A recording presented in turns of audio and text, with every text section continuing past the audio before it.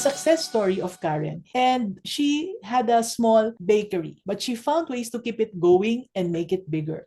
What did I do to Karen? I gave Karen some tips. The first tip I said was to keep learning. Karen knew the importance of learning. So one time she used the wrong sugar in her cake. It did not taste right. So she was very sad. But then she learned. That's the thing about mistakes, you see. You learn from them. So Karen took classes to be a better baker. And she also talked to other bakers to get new ideas. What they did was they taught her a lot. And Karen started to read books about business as well. And one big thing she did was to listen to her customers. That is very important. In fact, that's the most crucial thing that I would advise my coaching clients. Always listen to your customers. So when they said that they like her chocolate cakes, she baked more of them. Now, tip number 2 that I gave Karen was to save money. Karen learned about money as well from me. Before, what she would do is she would throw away old bread and old cakes, but then she turned them into breadcrumbs. And with the old cakes, she turned them into something else that I had forgotten already what the name is, but she was able to sell them. So the breadcrumbs from the bread and the cake crumbs from the cakes were recycled into something a lot more palatable. And this saved her money. She also learned to buy things in big amounts, not one by one, because when you buy things in volume, you can get it cheaper from some suppliers, especially from wholesalers. So she listened to what her customers wanted and sold those things. Now, this made her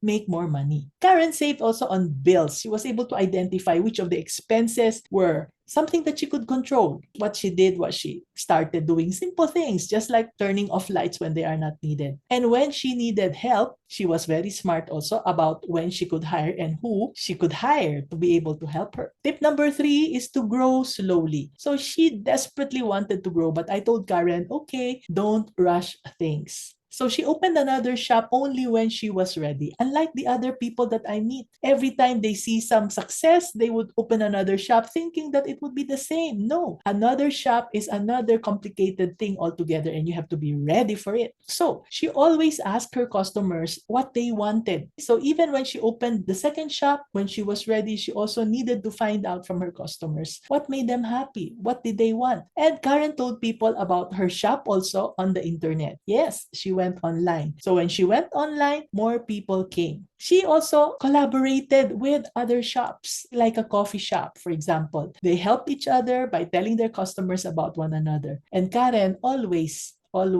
this is one thing that I want you to remember, women, always remember to take care of yourself. So Karen took care of herself. She took a lot of breaks because she knew that when she is happy, she would bake cakes that would taste better and her business would be happy as well. Look at Karen now. She has 3 shops already in her city and she is very happy.